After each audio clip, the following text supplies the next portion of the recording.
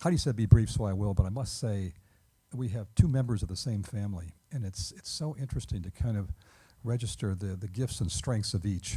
Now, yeah, well, and she still is.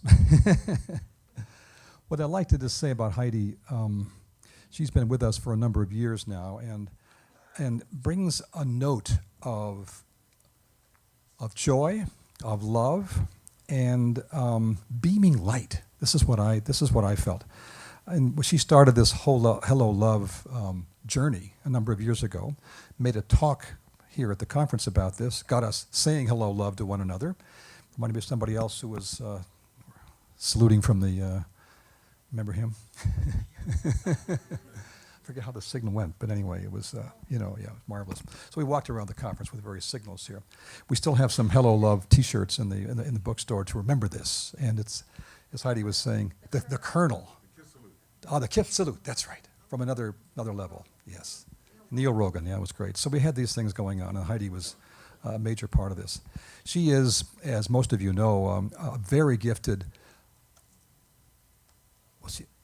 actress is what I want to say in the best sense of the word. She's able to bring through herself and embody a number of ideas and concepts that we work with here. A very gifted astrologer, therefore, bringing these things very much into the practical life experience. She's been doing now for a number of years Radiant Life retreats for the feminine in all of us, is what I want to say, even though they're mostly women who go to these, from what I can tell, but it's marvelous. I get the emails. And recently has now devised Radiant Life intensives for anyone and all of us who would like to participate in a much more ongoing, in-depth process. So you'll see now with Heidi's talk a great complement to the other part of the Robbins family. So thank you for joining us, Heidi.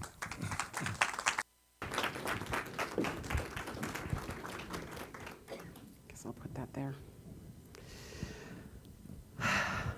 Hello, friends. Hello, love. So I'm going to start with the exact same sentence that my father started with, which is, let the group know the vivid, flaming, drenching life that floods the fourth when the fifth is known. But I will go in an entirely different direction. So it's such a beautiful phrase. Let the group know the vivid, flaming, drenching life that floods the fourth when the fifth is known, when the kingdom of the souls is known in the kingdom of humanity, what will happen. And I want today to have a rather experiential journey using poetry, using a felt sense of what that experience might be like in an ongoing path. And I want to start by telling you a story. So 10 years ago, I went to Byron Bay, Australia for a workshop. Yes. And it was a life-changing moment. And I brought my dear friend Elizabeth with me. And we spent 2 weeks clearing obstruction to love, I guess I would say. And it was so heightened and delicious and expansive and hard, and every picture from that entire trip, I'm standing like this. Like every time we're like, let's take a picture. It's like this feeling of just wanting to breathe in and stay open and feel one with. And it was a doorway into a whole different way of living. I would say that moment was a life-changing moment. And so, as we left that conference, we left with the sense that love was all that mattered, and that love was eternal, and we would carry that in a radical way so that it would bust through the obstructions that we create, the obstructions externally. We walked out sort of fiercely. And we went to visit 2 dear friends. Some of you know David Tresemer and Leela Tresemer. They lived on this tiny island, Flinders, south of Australia, an hour off the coast. And we decided if we were in Australia, we should go see them. And it was an hour flight. And we got there and we got on this little plane. It was a little plane. And we sort of said hello to the pilot. And we were the only ones on the plane. And I have no great love of planes. And I sort of said, okay, I've just come out of this workshop. I'll just breathe love the whole time and, force myself to look at the choppy ocean below. And off we went. And there was just like a little purple curtain between us and the pilot. You could see the pilot. So we're flying, 50 minutes into it, 10 minutes to go, and I start to see the pilot do this with this gear shift, it looked like, in the plane. And I sort of looked over at Elizabeth and like this, and kept looking, and he finally reached to the glove compartment of the plane and took out the manual. At which point, my heart sank to my belly. And I looked at Elizabeth, and we just didn't even communicate. We just sort of looked at each other, and I finally said, excuse me, is there something wrong? And he said, we're going to turn around and fly back to Melbourne. And that's all he said. So I thought, okay, this is it. And I looked to Elizabeth, and she looked at me, and she grabbed my hand, and she looked with such a ferocity of love, and she nodded her head. And we took a breath together, and we looked forward. And we held hands, I think, a good chunk of the way, and then we went down. We went down. And I'm strangely here. No, we got to, and then we finally asked him, we said, what is going on? And he said, well, I'm not sure that the landing gear is working. And because Flinders is such a tiny island, nobody's at the airport, so they can't tell me if it's working or not. So we flew back to Melbourne, they looked, the landing gear was working, it was an electric circuit that was a problem, we landed. I got off, I kissed the ground, I shook, they fed us lunch. They said, now you got to get back on again. I almost threw up. I got back on. We flew back, and we landed. Okay, so that was a rather vivid experience for me. Now, we got there, and David immediately took us, David and Leela took us to their property, and on their property, there was a gigantic fire. And it was on purpose. It was a brush fire that they were burning something, and it was, I swear to you, it was like a 40-foot wall of flame. And this was, I'm like, oh, your property's really nice and you have a fire on your property. It looks like still shaking from the plane. And I saw this wall of flame, and I looked at Elizabeth, and David had gone off somewhere. I looked at Elizabeth and I looked at Leela, and we said, there's nothing to do but take off all our clothes and stand in front of the fire and take pictures of each other going, oh, which is what we did, of course, wouldn't you? And the pictures are rather intense, but there was really this urge to just strip and stand there and feel the heat at our backs, and you could. The flame was above us, and it was flaming, and we did that, and we breathed that in, and then we went and had lunch, and then we proceeded to the ocean. And I'm not making this up. So then we proceeded to the ocean just several hours later. There was a gigantic boulder. David said, I love to climb up this boulder and stand here and look out at the ocean. It's the best view. Let's do it. We climb up. We're standing on top of the ocean. we're standing on top of the boulder. And a moment later, this gigantic wave went, and it drenched us. And David was like, whoa, that never happens. So we were standing there like, shock, all of that. So we were rather drenched. So as you can imagine, these three events on that day became rather like touchstones for the vivid, flaming, drenching life. And the vivid plane, that moment of eternity, that moment of love, busting through time, that moment when nothing else matters if you see love pouring through the eyes of a beloved, the eyes as the vehicle for the soul, the moment when there's absolute trust because there's nothing to do but love. And there's something, I know you've all had a moment like this where it's just the vividness of knowing that love is unceasing and carries us through time. The flames, wanting the heat at our back, wanting the intensity, wanting to be food for the fire, wanting to burn, to the essential, wanting to get rid of anything that obstructs the heat. The drenching, for me, this touchstone of the drenching, if you are drenched by love, don't dry off. You know, like shake the love onto anyone you meet, but stay drenched.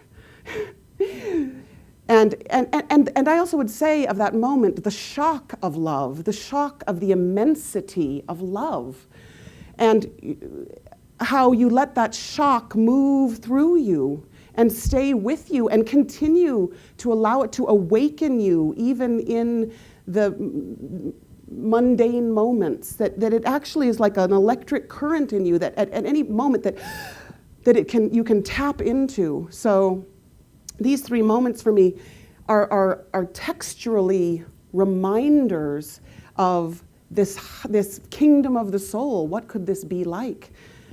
So, of course, the next question is, okay, you have a day like that, and then how do you take it into the rest of your life, right? Besides having someone douse you with water, cold water occasionally or something. But, and it's going to sound strange or not, but I think that one of the ways to carry that vivid, flaming, drenching energy into your life is to be willing to be the body, to be a body. To be a body embodied. I'm interested in embodiment, to be a flexible vessel for this intensification to pour through, to actually be able to use this vehicle to blend with, to morph with this higher energy. After all, guess what? The fifth kingdom needs our bodies. It needs the fourth kingdom. We are providing the vehicle for this to come through. We are, in some ways, it's a sacrificial act to provide the body for this energy to come through. So there's something about the willingness at any moment to see what is needed physically to meet this energy. So, you know, I'm a poet. I love poetry. But I didn't memorize them this time.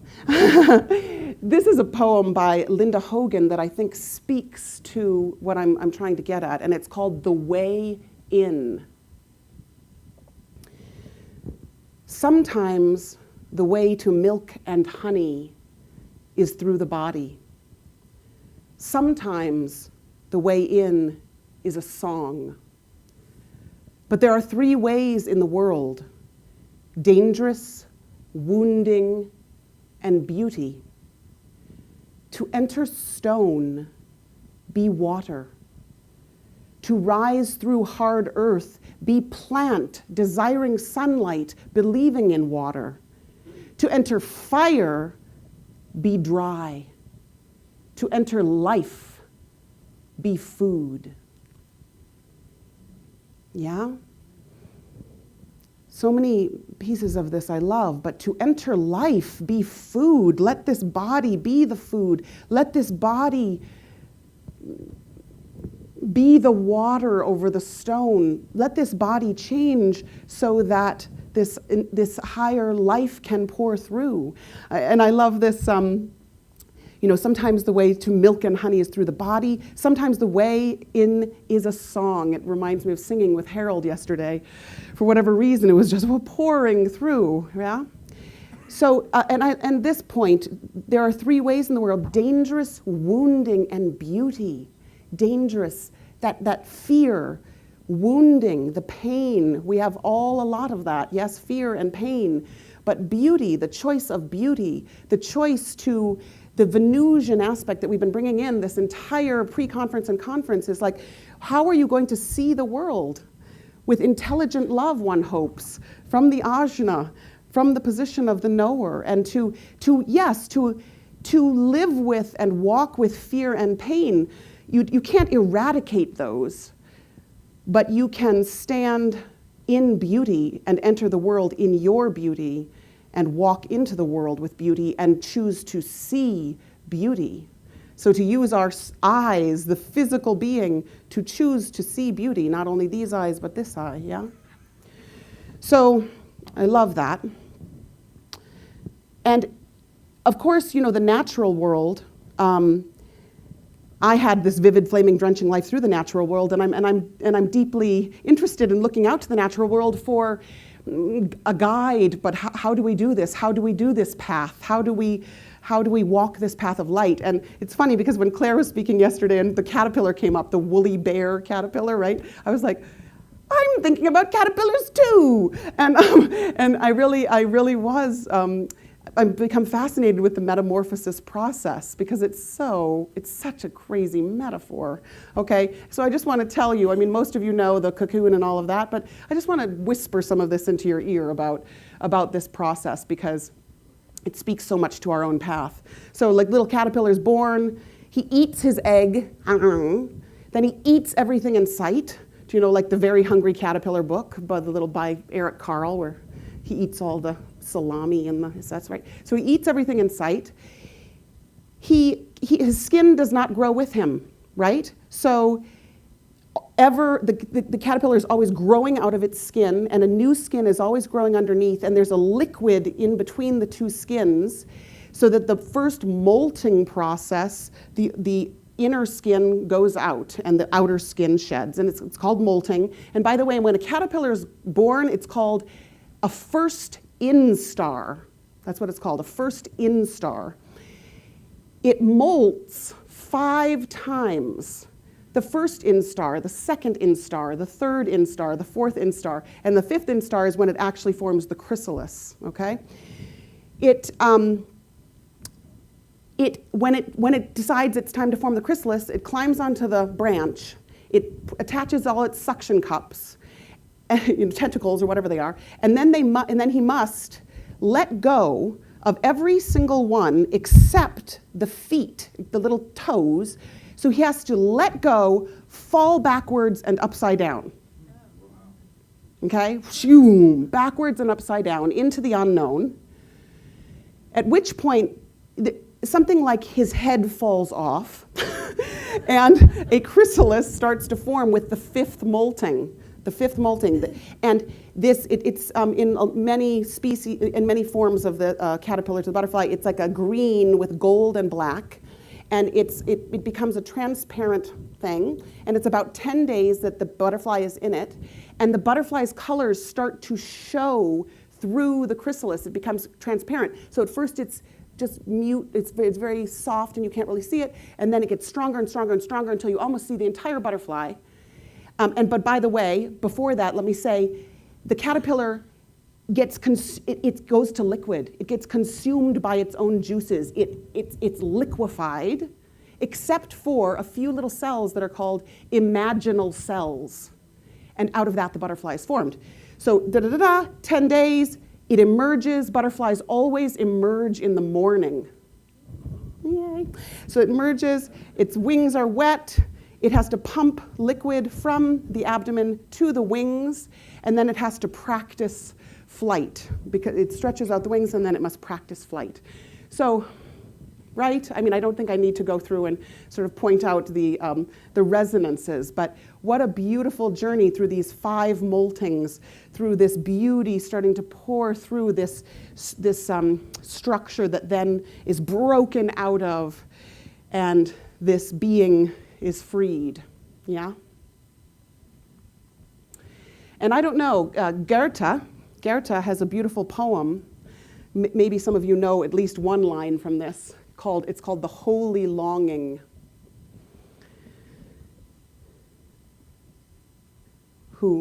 He certainly presents as the butterfly here and our journey. Tell a wise person or else keep silent, because the mass man will mock it right away. I praise what is truly alive, what longs to be burned to death. In the calm water of the love nights where you were begotten, where you have begotten, a strange feeling comes over you when you see the silent candle burning. Now you are no longer caught in the obsession with darkness, and a desire for higher lovemaking sweeps you upward. Distance does not make you falter. Now, arriving in magic, flying, and finally insane for the light, you are the butterfly and you are gone. And as long as you haven't experienced this, to die and so to grow, you are only a troubled guest on the dark earth. Yeah. And so long as you haven't experienced this, to die and so to grow, you are only a troubled guest on the dark earth. And there's something about each of us with this silent candle burning, yearning for the light, all moving towards the center. And there's something about the willingness to die. And of course, the caterpillar's molting process in a way is a continual shedding and a continual dying and a continual willingness to release what no longer serves us, to let in the flaming, drenching, vivid life, to let in to eliminate the obstruction so that we can make room for the light. So, as uncomfortable as it is, or as intense as it is to welcome, we welcome the death process in all areas of our life. You know, my husband is obsessed with Bruce Springsteen, and he just put out a new album. And over now 17 years with him, I've had to come around and like start to listen to Bruce Springsteen. But he's wonderful, actually. He's a poet. He's now in his early 60s. He's actually got an incredible wisdom about him. And this whole album is called The Wrecking Ball. And he has one song on the album called The Wrecking Ball, and it's about Giant Stadium that I don't know if it's already been destroyed. I think it has, to make room for a parking lot. And you know, he as a young musician played at Giant Stadium. And the glory of youth, the beauty of these days. He has a line in it where he says, "Where the giants played the games." And of course, it even makes me think of the hidden history of humanity, because the giants used to play the games, right? But so anyway, where the giants played the games, and he wrote this song because a lot of the fans were outraged that this gorgeous stadium was being torn down because there's so many memories and so much glory and so many victories, and how could you do this? So he sings to that. But at a certain moment, it begins this, I just listen to it repeatedly because it becomes this anthem of, bring on your wrecking ball. Bring on your wrecking ball. And he's just like, bring it on. And he's like, boom. And it's when Keith was playing last night, it was boom, the gong. I was like, bring on your wrecking ball. And it's something to say, to invoke that. But it's like, bring on the wrecking ball to the parts that aren't working. Bring it on. Like, let's do this thing. So because then you can truly be drenched and flaming and vivid. So, you know, and there's a part in the song where it's good times come and good times go and good times come and good times go. And, you know, he really carries the fourth ray with him too. But in any case, it's like, yes, let's do that. So, but it's hard to welcome that, isn't it? And this poem in particular, Marie Howe, she speaks to, you know, we come to these amazing convocations, these amazing conferences, you know, and then I'm sure many of you have had the experience about going back out into the world and, you know, 24 hours later being like, oh, whoa, you know, and just also like, and now what? I'm supposed to write a book, okay? Or what? Right. So she speaks to the daily experience, and in a way, the trap and the pain of the daily experience, or how easy it is to deflect. You know, for those of you that were at the Seven-Ray seminar, you know, there was we did these dialogues between the soul and the personality, where for each ray, the personality deflects the soul in some way. I'm too busy, you know, I'm pathetic, I can't listen to you, you know, all of the ways that we deflect. And I think that this poem speaks to that. It's called Prayer by Marie Howe. Every day I want to speak to you. Every day I want to speak with you. And every day something more important calls for my attention. The drugstore, the beauty products, the luggage I need to buy for the trip. Even now, I can hardly sit here among the falling piles of paper and clothing, the garbage trucks outside already screeching and banging. The mystics say you are as close as my own breath. Why do I flee from you? My days and nights pour through me like complaints and become a story I forgot to tell. Help me. Even as I write these words, I am planning to rise from the chair as soon as I finish this sentence.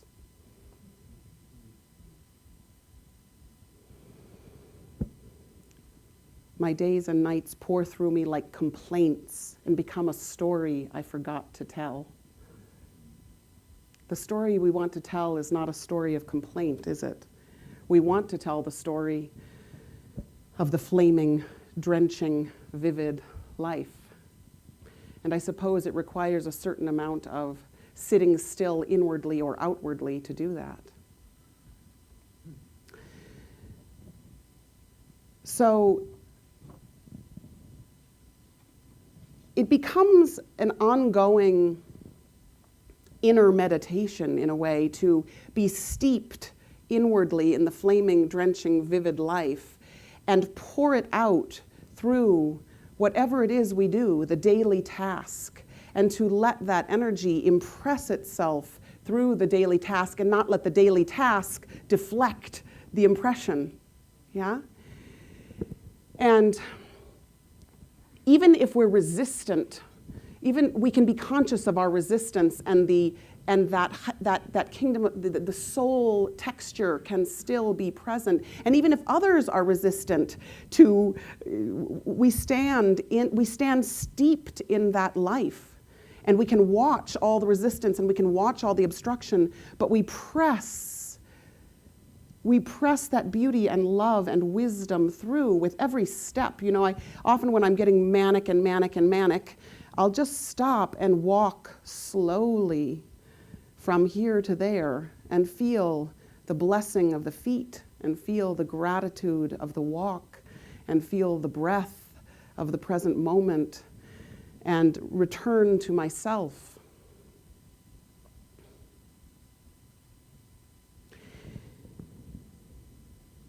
And this poem speaks to that so beautifully that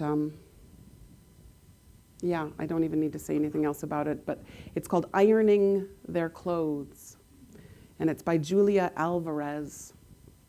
And as I read this, it's so much about a mundane task, but I want you to feel the impression of the kingdom of the souls working through cloth. With a hot glide up, then down his shirts, I ironed out my father's back, cramped and worried with work. I stroked the yoke, the breast pocket, collar and cuffs, until the rumpled heap relaxed into the shape of my father's broad chest. The shoulders shrugged off the world. The collapsed arms spread for a hug. And if there'd been a face above the button-down neck, I would have pressed the forehead out. I would have made a boy again out of that tired man. If I clung to her skirt as she sorted the wash or put out a line, my mother frowned, a crease down each side of her mouth. This is no time for love. But here, I could linger over her wrinkled bed jacket, kiss at the damp puckers of her wrists with the hot tip. Here I caressed complications of darts, scallops, ties, pleats, which made her outfits test the patience of my passion. Here I could lay my dreaming iron on her lap. The smell of baked cotton rose from the board and blew with a breeze out the window to the family wardrobe drying on the clothesline, all needing a touch of my iron. Here I could tickle the underarms of my big sister's petticoat or secretly pat the backside of her pajamas. For she too would have warned me not to muss her fresh blouses, starched jumpers, and smocks. all that my careful hand had ironed out, forced to express my excess love on cloth.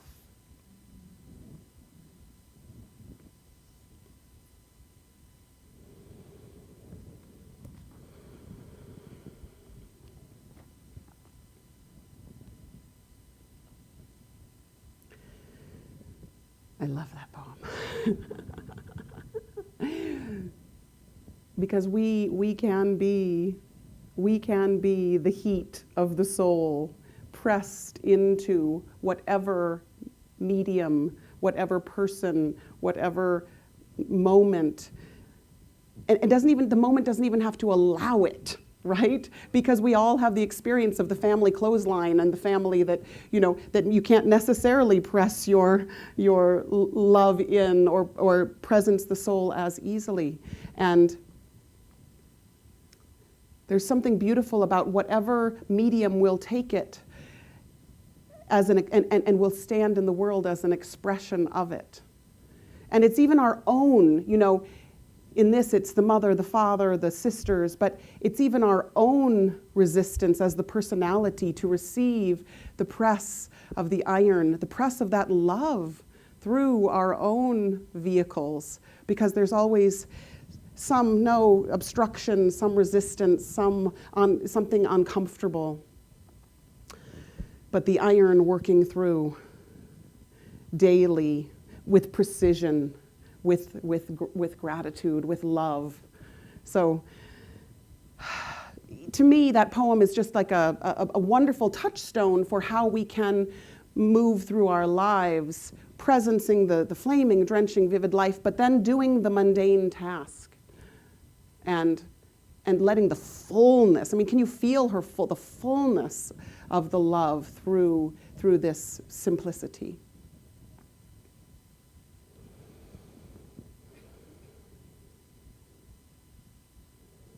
Yeah. So what does it begin to look like then, for us as the sentence is, let the group know. Let the group know the vivid, flaming, drenching life. And I keep having an image, and it's a very simple image, but of course it's the image of all of us walking like rays of the sun, like walking in on the rays of the sun almost, to the center point. And to all of us doing the work, all of us doing the work of being food for the fire, all of us doing the work of being drenched with love, all of us doing the work of daily presencing the kingdom of the soul, all of us walking increasingly infused. And then we arrive at this center point, and at this center point, then we invoke the group soul.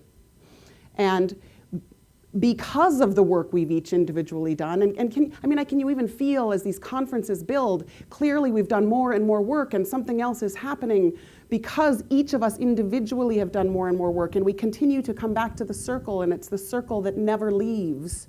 So we step back into the circle that never, it closes and opens and closes and opens, and so we walk back into the center and we invoke the group soul, and we steep in that. We steep in the group soul, and then when we turn back, it's a different texture entirely, because it's not just the individual process, it's the group process that we're carrying. And we turn, we rotate out, we focus to the world, and we walk differently, having steeped within the group energy, having steeped within the group soul. And I want to just I want to share one more poem which speaks to what it might feel like for us individually, just as we're about to enter this circle. What is it to really be at home as the soul-infused personality in a way? And this is, it's her vision, it's her version of the vivid, flaming, drenching life, and it's this, the poet is Fleur Adcock, and she is, I think now she's in her 70s, and she spent a year alone in the Lake District, and for her it was a life-changing time where everything else fell away. And though this poem doesn't sound so dramatic, you can feel the richness of her life. And you can feel the moment when we say, nothing but soul, like nothing but living that way, all right? And it's called weathering, weathering. My face catches the wind from the snow line and flushes with a flush that will never wholly settle. Well, that was a metropolitan vanity, wanting to look young forever to pass. I was never a pre-Raphaelite beauty and only pretty enough to be seen with a man who wanted to be seen with a passable woman. But now that I am in love with a place that doesn't care how I look and if I am happy, happy is how I look, and that's all. My hair will grow gray in any case, my nails chip and flake, my waist thicken, and the years work all their usual changes. If my face is to be weather-beaten as well, it's little enough lost for a year among the lakes and vales, where simply to look out my window at the high pass makes me indifferent to mirrors and to what my soul may wear over its new complexion. So I would suggest to us that, but now that I am in love with a place that doesn't care how I look and if I am happy, that place is the place of the group gathered together in love. Now that I am in love with that place, now that I am in love with the flaming, drenching, vivid life, what does it matter if my face is swept with the wind and my waist thickened? You know, it's like, it's this beautiful release into a flow and into a presence where you're just doing your work and you're offering your gift and you're offering yourself generously. Yeah. So I want to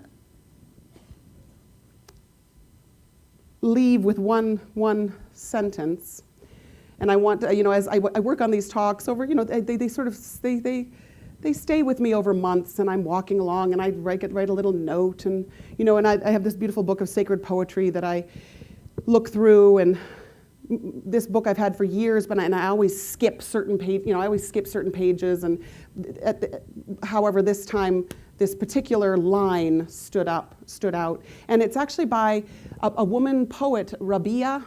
She's an Islamic poet. She was born 500 years before Rumi, and Rumi loved her poetry.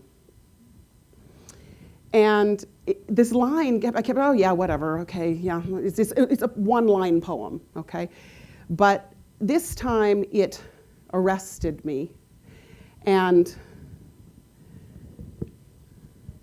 I would like us to feel the resonance of it. And it's just called One Day. One day, he did not leave after kissing me. And I want you to consider that one day, he did not leave after kissing me could be as the kiss of the group soul, the kiss of the flaming, drenching, vivid life, the kiss of the love that we form together that doesn't have to go away, and we do not have to abandon it. It can stay close to us. It can stay one with us. It can stay as us. And the sweetness of that, and the union of that, and the presence of that, I invite us all to welcome. Thank you so much.